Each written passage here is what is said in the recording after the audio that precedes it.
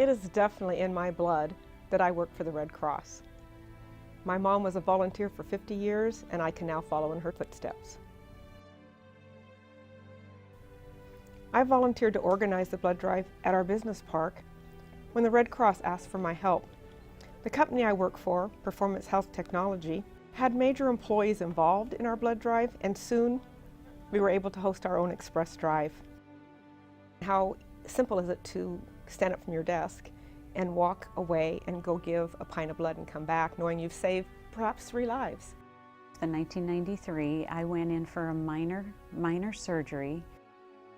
Unfortunately, during the surgery, my epigastric artery was cut.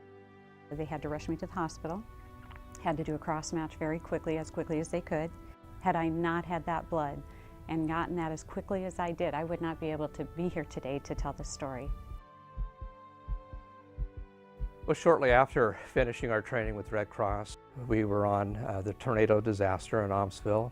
We were within weeks responding to local fire disasters. Within 6 months, we were on our first national disaster on a reservation in Montana. It was a flooding. There wasn't potable water. People weren't able to cook, and so we provided 3 meals a day for about 150 people.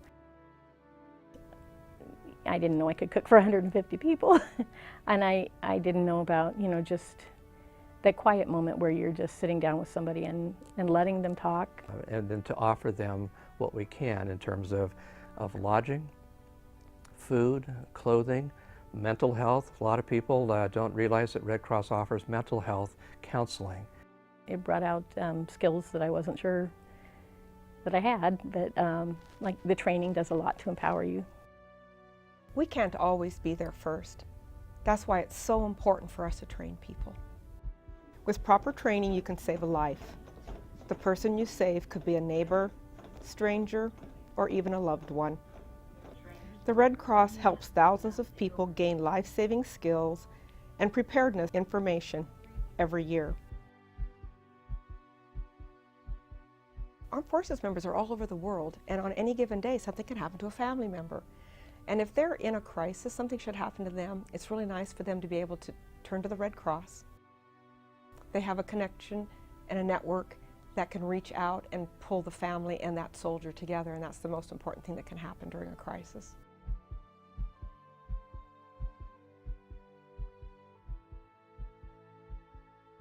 Our president here in the United States, Mr. Moriya, he is from Sendai. I just can't imagine how he felt watching the TV away from Japan and so far away from Japan, and then being helpless at that moment. As a company, we encouraged employees to do whatever they can contribute. Red Cross was very nearby in Willamette Valley, and we knew the Red Cross Japan was immediately giving the help. So we can do something through the Red Cross, who has a very good connection, very good organization, and helping, ready to go. We felt very good after providing the international help, so we decided to continue on whenever the local disaster. Many people are under the mistaken impression that the Red Cross is funded by the government. So when you tell someone this is a gift of the American people, and they find out you're a volunteer, I think people are overwhelmed by that. It is overwhelming when you think about that. When you think about Americans pulling together and helping other Americans in this way, and helping internationally in this way. I think just the fact that you show up in that red vest, and you show up in a van that says Red Cross, and even the neighbors who are there to console, they all kind of stop what they're doing, and they go, the Red Cross is here. And it gives me goosebumps when I think about that, because they're expecting Red Cross to show up. They're expecting that, and you do what you can. And hopefully at the end of the hour or 2 hours, you've helped people out at their biggest need. Generous support from our fellow Americans has helped the Red Cross develop into one of the strongest and most respected humanitarian service organizations in the world. Thanks to generous donations of blood, time, and money, the Red Cross is a steady presence down the street, across the country, and around the world. I am your neighbor, Kathy Otley, and I am the Red Cross. My name is Teresa Lule, and I am the Red Cross. I am Brian Fenderson, and I am the Red Cross. I'm Ann Fenderson, and I'm the Red Cross. My name is Yoshifumi Daikoku, and I am Red Cross.